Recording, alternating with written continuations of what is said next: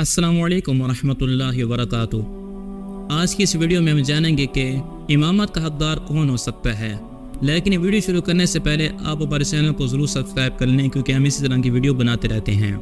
فقہائے کرام نے امام کے لیے کچھ شرائط بیان کی ہیں، جن میں سے پہلی شرط یہ ہے کہ امام اعلانیہ فاسق فاجر ملعن نہ ہو اور اس کا لباس اور بدن شریعت کے مطابق ہو۔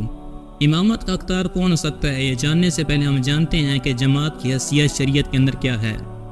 فقہ کے ایک مشہور کتاب بدائع منظوم کے اندر اس طرح لکھا ہوا ہے کہ در امامت و گفتہ اند چنان، امامت میں انہوں نے اس طرح کہا ہے۔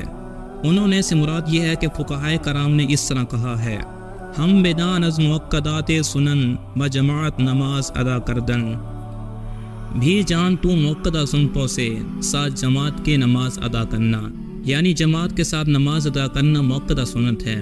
موقدہ سنت اس کو کہتے ہیں جسے نبی کریم علیہ الصلوۃ والسلام نے ہر حال میں ادا کیا ہو اور اس کی ادا کرنے میں تواتر ثابت ہو۔ آگے فرماتے ہیں کہ با امامت حق بود اعلم بعض اقراب مذہب اعظم، ساتھ امامت کے زیادہ حقدار وہ ہے جو زیادہ عالم ہے، پھر وہ جو زیادہ قاری ہے امام اعظم کے مذہب میں، یعنی جماعت کرانے کا زیادہ حقدار وہ ہے جو زیادہ عالم ہو۔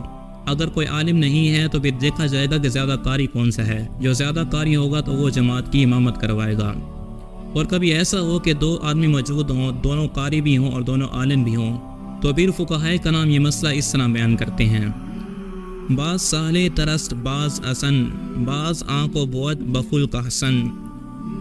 پھر دیکھا جائے گا کہ سب سے زیادہ نیک کون ہے۔ اگر وہ دونوں ہی نیک ہیں، دونوں ہی عالم ہیں اور دونوں ہی قاری ہیں، تو اس کے بعد دیکھا جائے گا کہ ان میں سے زیادہ عمر کس کی ہے۔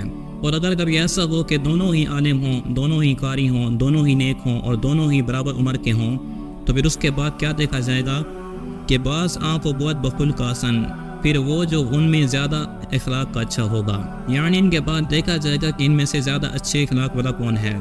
یعنی اگر کبھی ایسا ہو کہ دو آدمی موجود ہوں، دونوں ہی عالم ہوں، دونوں ہی قاری ہوں، دونوں ہی نیک ہوں اور دونوں ہی عمر میں برابر ہوں، تو پھر دیکھا جائے گا کہ ان میں سے زیادہ اچھے اخلاق والا کون ہے، اس کو امام بنایا جائے گا۔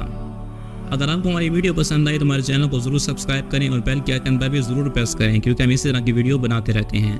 ملتے ہیں اگلی ویڈیو میں، تب تک کے لیے اللہ حافظ۔